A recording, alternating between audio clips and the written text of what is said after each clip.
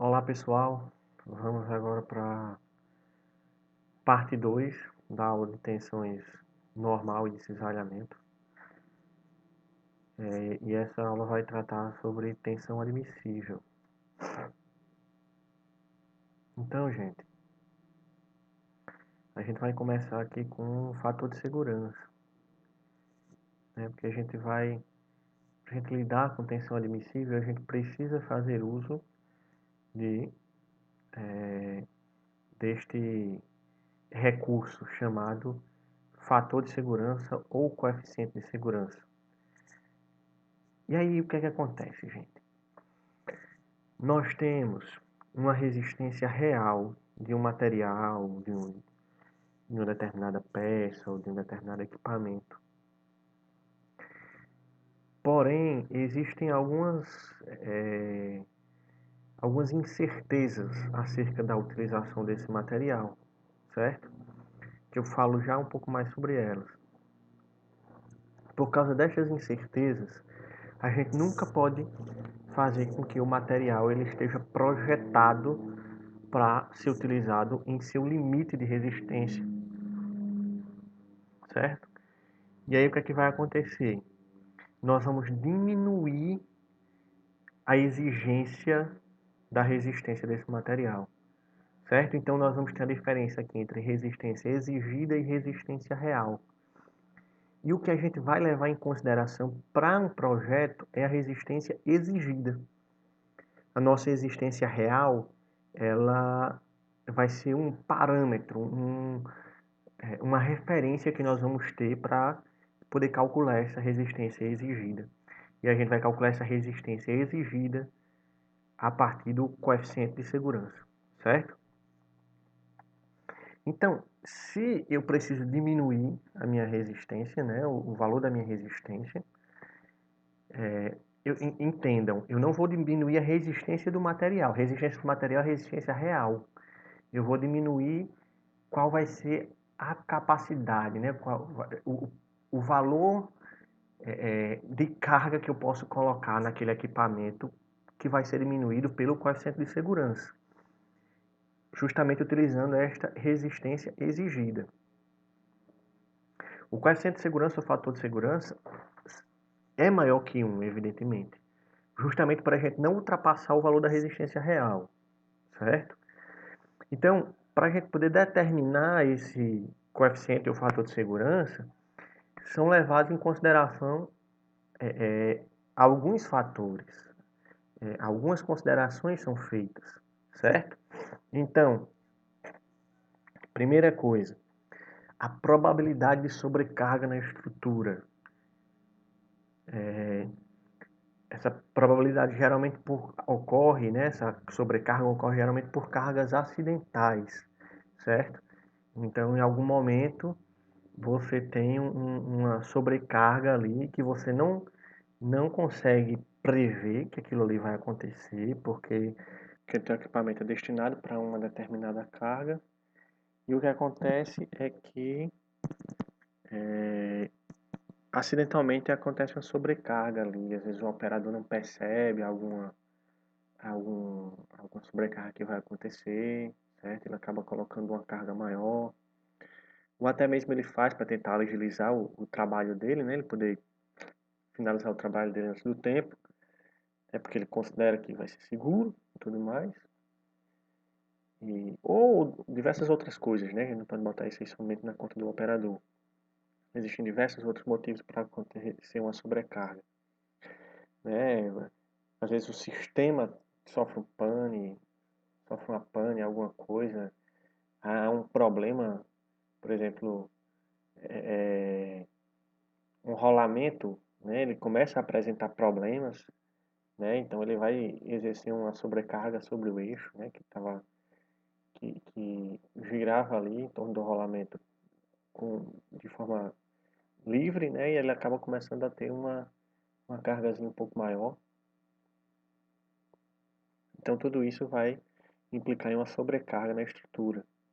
A forma como essa estrutura é montada, certo? Então às vezes você não tem os equipamentos, as ferramentas adequadas para montar aquela estrutura.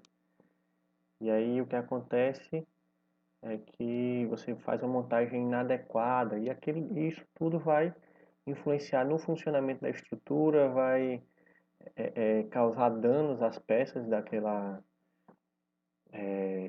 equipamento, certo? Os materiais, a forma de fabricação, às vezes o material não tem uma qualidade muito boa, né? Você tem um controle de qualidade sobre a composição química, sobre aquilo que vai ser adicionado, né? Os outros elementos que são adicionados na liga. Às vezes, a forma como você fabrica, o controle de qualidade na fabricação, né? Às vezes na fundição pode gerar bolhas. Na usinagem você pode ter a presença de uma rugosidade muito alta. Então, além disso, a questão da forma da fabricação, nós também precisamos levar em consideração os fatores econômicos, porque em engenharia tudo está associado a custo-benefício. Então, você não pode utilizar um fator de segurança muito alto, demasiadamente alto, se não é necessário fazer essa utilização, certo? Então, você vai fazer de acordo com aquilo que é mais indicado, né? Então, para projetos, né, geralmente existem normas que vão dar uma diretriz para você fazer aquele projeto. Então, existem normas para vasos de pressão, normas para máquinas elevatórias e por aí vai. Então, esses fatores de segurança que são determinados são baseados em análises probabilísticas, né? Existe uma análise estatística ali que vai me dar uma diretriz sobre como eu devo realizar, né, a utilização desse fator de segurança. Então, se eu utilizo um fator de segurança muito alto, eu vou aumentar muito o custo de fabricação, o custo de produção daquela peça, daquele equipamento, daquela estrutura. Então, a gente precisa também levar em consideração o fator econômico, certo? E agora, gente, entrando em tensões e cargas admissíveis, essa parte é justamente aquilo que vai me possibilitar projetar uma determinada peça, certo? Existem dois, né, duas referências para projeto. Uma para os materiais dúcteis, que é a tensão de escoamento, certo? Que é essa aqui, ó, tensão de escoamento e a tensão de escoamento no cisalhamento, certo? E no material frágil a gente tem a tensão de ruptura, que é essa outra aqui. No material dúctil, a gente não pode ultrapassar a tensão de escoamento, certo? Então a gente precisa manter aquele material dentro do limite elástico. Quando aquela carga for retirada do material, ele poder retornar às suas dimensões iniciais. Ele não pode sofrer deformação plástica. Então a nossa referência vai ser a tensão de escoamento para calcular a nossa tensão admissível, certo? Então a tensão admissível vai ser o máximo de tensão que aquele material ele vai poder suportar na sua utilização, certo? Então seu projeto vai ser baseado nessa tensão admissível, embora a tensão de escoamento ela seja maior do que a tensão admissível. Por que ela vai ser maior?